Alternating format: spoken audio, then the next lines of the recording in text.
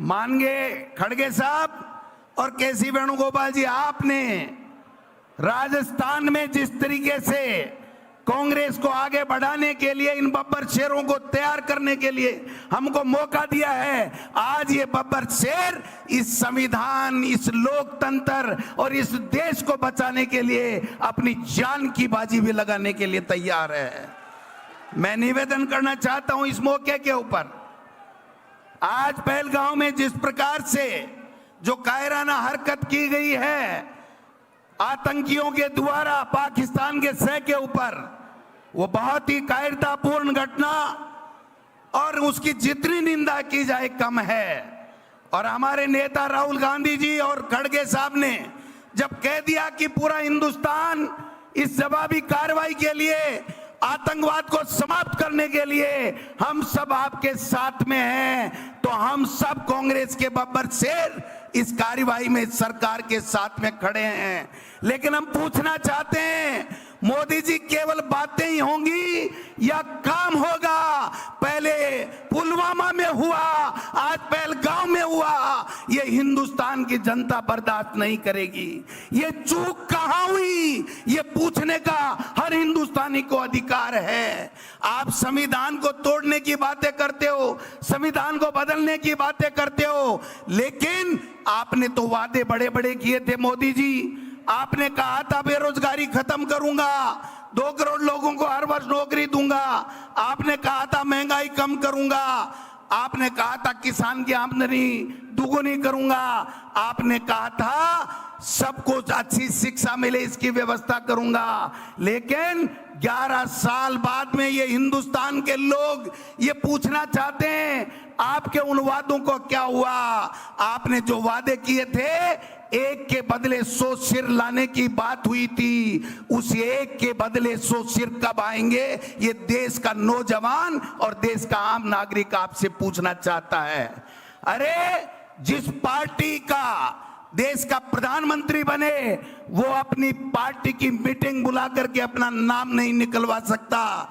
और अब तो हद होगी राजस्थान में खड़गे साहब कि यहां जब मुख्यमंत्री का चयन होना था तो भारतीय जनता पार्टी के बहुमत होने के बावजूद यहां पर उनसे राय मशविरा नहीं लिया गया और केवल दिल्ली से एक पर्ची आई और उस पर्ची ने तो यहां बेड़ा गर्क कर दिया। माननीय खड़गे साहब, बेड़ा गर्क कर दिया। अरे जिस संविधान की तुम शपथ लेकर के मुख्यमंत्री बने, मंत्री बने, उस संविधान को कुचल रहे हो, उस संविधान को तोड़ रहे हो। एक कैबिनेट का मंत्री डॉक्टर किरोड़ी लाल मीना ये कहता है कि हमारे प्रदेश में प्रतिदिन 8 करोड़ रुपए बिसलपुर से बजरी चोरी होती है। अरे अगर संविधान की शपथ लेने वाले मुख्यमंत्री और उनका कैबिनेट का साथी मंत्री अगर राजस्थान में बजरी माफिया हावी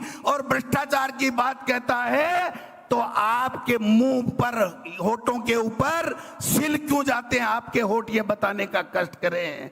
मैं निवेदन करना चाहता हूं आप सबसे कि संविधान में यह लिखा हुआ है कि 5 साल में राजीव गांधी जी हमारे नेता अमर हो गए, उन्होंने 73वां और 74वां संशोधन किया था। आज भी वो संशोधन के तहत 5 साल में पंचायती राज और नगर निकाय के चुनाव होने चाहिए। खड़गे साहब, यहां पर 5 साल से कोई चुनाव नहीं हो रहे हैं, 6 साल हो गए नगर निकाय के चुनाव नहीं हो रहे हैं।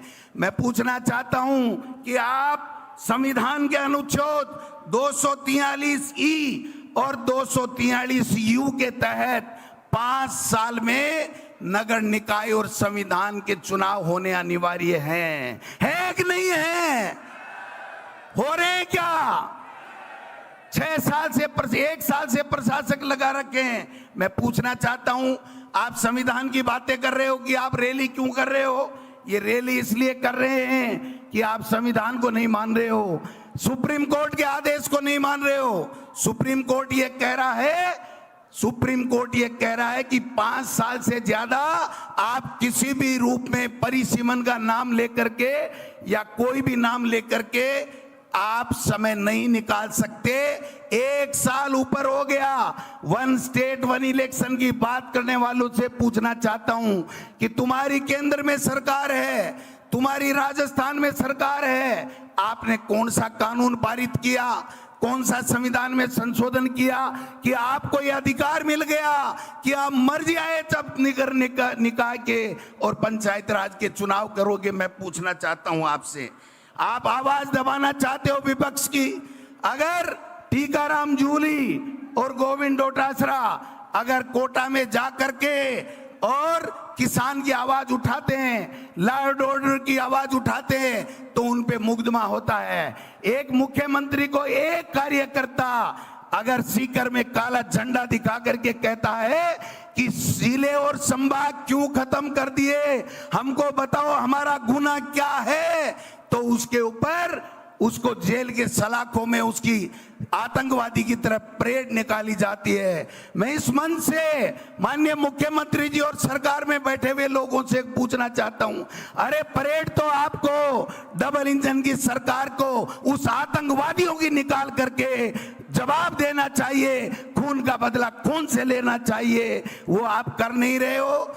और एक कार्यकर्ताओं को काले झंडे दिखाते ही अरे हमारे नेता प्रतिपक्ष को मंदिर में जाने से आप मंदिर से गंगा जल की से धुलवाई करते हो, आपको शर्म आनी चाहिए। आप इसीलिए कह रहे हैं कि आप संविधान को मानने वाले लोग नहीं हैं। आप इस प्रकार से आज महिलाओं के साथ में अत्याचार हो रहे हैं, आप हो रहे हैं कि नहीं हो रहे हैं, आप बताइए।